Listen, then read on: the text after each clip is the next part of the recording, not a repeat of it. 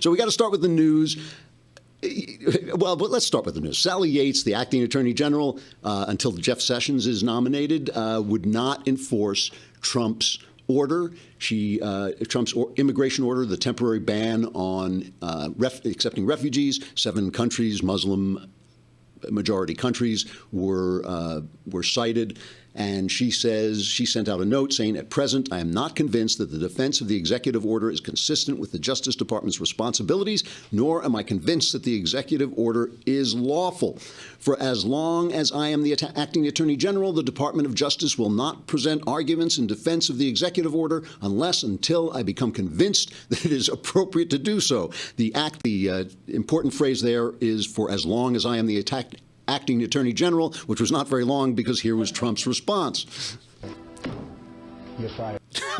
I couldn't resist. We had to use that, right? I mean, you can't let that go. So now there's a new guy, Dana J. Boyente, the United States Attorney for the Eastern District of Virginia, is taking her place. First thing he did was rescind that order. Here's Trump's statement firing her. I love this statement. It's classic Donald Trump, you know. He said, the acting attorney general, Sally Yates, has betrayed the Department of Justice by refusing to enforce a legal order designed to protect the citizens of the United States. Ms. Yates is an Obama administration appointee who is weak on borders and very weak on illegal immigration. At least we know he's writing his own stuff, you know. It's time to get serious about protecting our country. Calling for tougher vetting for individuals traveling from 7 dangerous places is not extreme. It is reasonable and necessary to protect our country. So not only, you know, she shouldn't have been there in the first place. He should have gotten rid of her before. She's an Obama appointee. It was so easy. This kind of heroism is so easy. She's in the wrong. Trump is in the right. There's no question about this. I mean, just imagine. Well, let's let Alan Dershowitz, the law professor, he explained this.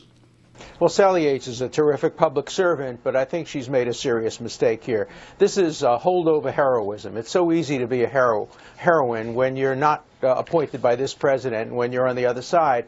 She made a serious mistake. I think what she should have done is done a nuanced analysis of what parts of the order are constitutional, what parts are in violation of the statute, what parts are perfectly lawful. There's an enormous distinction between green card holders on the one hand, people who are in the country and have to be thrown out on the second hand, and people who are simply applying to get visas. There is also a distinction between what's constitutional, what's statutorily prohibited, what's bad policy, this is very bad policy, but what's lawful. And I think by lumping all of them together, she has made a political decision rather than a legal one. See, that's exactly right. I mean, you know, there's a lot of people playing this tape of Jeff Sessions questioning Yates and saying, would you be willing to stand up to the president? And of course, the attorney general does have to stand up to the president when she thinks the president is doing something illegal, but that is not the case. And what Dershowitz said is there may have been illegal parts of this or mistaken parts of this she could have stood up on, but she just stood up on the whole thing. That was a political decision. Also, this idea going around that this is like Nixon's Saturday Night Massacre is nonsense. I mean, Nixon wanted to fire the special prosecutor, Archibald Cox, who was investigating him, and the attorney general refused to do it and quit. He said, I cannot do this, so I quit, which would be a thing of integrity to do. If Sally Yates had done that, nobody could argue with her. But what she did was showboating. It was ridiculous. And then somebody else fired. And finally, it was Bork, I think, who fired Archibald Cox. And they got him back for it when they kept him off the Supreme Court. So, I mean, this is just like if Jeff Sessions got appointed and he said, you know, abortion law is in violation of the right to life.